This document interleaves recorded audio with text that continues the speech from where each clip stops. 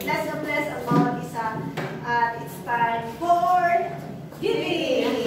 Amen? So, alam niyo po, before nagtatrabaho pa ako, hindi pa ako fully na pupunta dito. But praise God kasi siya din ang gumawa ng way para ako po ay laging magpunta dito at siya ay purihin. Pero sa totoo lang, nalungkot po ako talaga noong binanggal ako sa aking pagpa-part-time kasi sabi ko, Lord, bakit mo binawasan yung nagkakakitaan ko? Di ba? Gusto mo, mag-bless ako.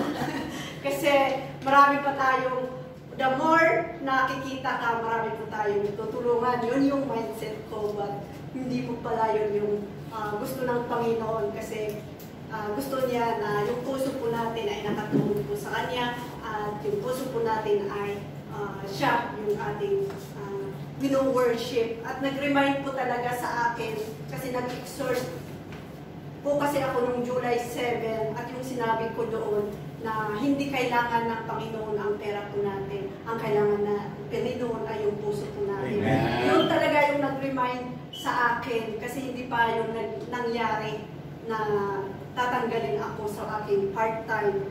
So, praise the Lord kasi yung binibigkas ko, bumabalik sa akin at buti na lang magaganda yung sinasabi ko kaya praise the Lord. Amen. Kaya nga, sabi doon sa Romans 12 verse 1 na offer your body as a living sacrifice. Ito po yung tamang pag-worship, di mo ba? Amen. At yung nababasa ko din sa First Chronicles, doon na, di ba si David ay gusto niya ipagawa ang ating Lord ng temple kasi si David ay nabiyayaan na ng magandang palasyo. Pero habang siya ay natutulog, naisip niya na ipagawa si Lord ng templo. Kaya buti-buti talaga ng puso ni David. Sabi niya doon na pinaghanda niya talaga. Sabi niya doon sa First Chronicle, chapter 29,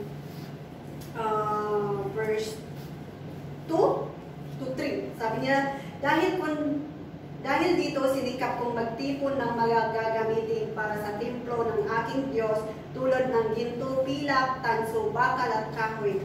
Napakarami ng inihanda kong batong onisi at iba pang mahalagang batong pampalamuti at lahat ng uri ng mahalagang bato at marmol. Hindi lang iyan, pati na ang sarili kong pilak at ginto ay nilaan ko na rin sa gawain ito sapagkat kasiyahan kong magkaroon ng templo ang aking Diyos. Amen? Kaya pag na-bless na po tayo ay kasiyahan din po natin na magbigay or tumulong sa mga nangangailangan. Huwag na po natin isipin kung saan po yung magagamit pa. Let us just pray na kung saan man po yung matupunta ay para sa kakag-glory ng Panginoon. Amen? Kasi yun po yung sinasabi ng Panginoon dapat we give love with a joyful heart. Amen? So praise Jesus. At alam ko po na na-bless kayong lahat and alam niyo po every time na we pray for the offering in tithes is talagang yung Holy Spirit. Umaapoy talaga. Nag-aapoy yung kamay po namin ni Sister Yole. Kaya there is something na mangyayari sa church na ito.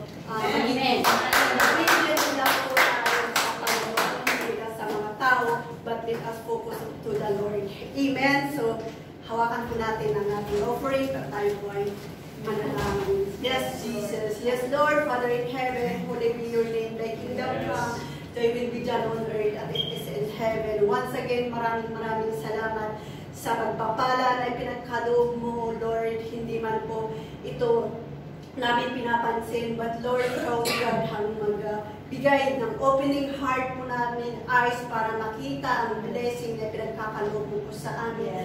Lalong-lalo na sa buhay ng aming mga employer na siyang nagbibigay ng pagpapala financially, Lord. Lord, we pray na ikaw, God, ang magbigay ng kanilang good health, ng kanilang mahabang buhay para kami po ay mananatili sa kanila at anuman po ang plano mo po na ipaalam po sa kanila ay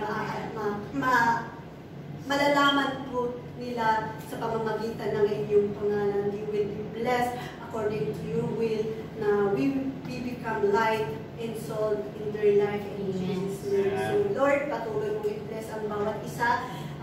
Bigyan mo po sila ng abundant love in peace na magpatuloy na magtrabaho, at sila po ay, habang sila po ay nagtatrabaho, ay yung pagpapala na dumadaloy sa kanila ay ibabalik po sila ng may kagalakan na puso in Jesus' name. So Lord, maraming salamat sa Sister for in Jesus' name. Amen.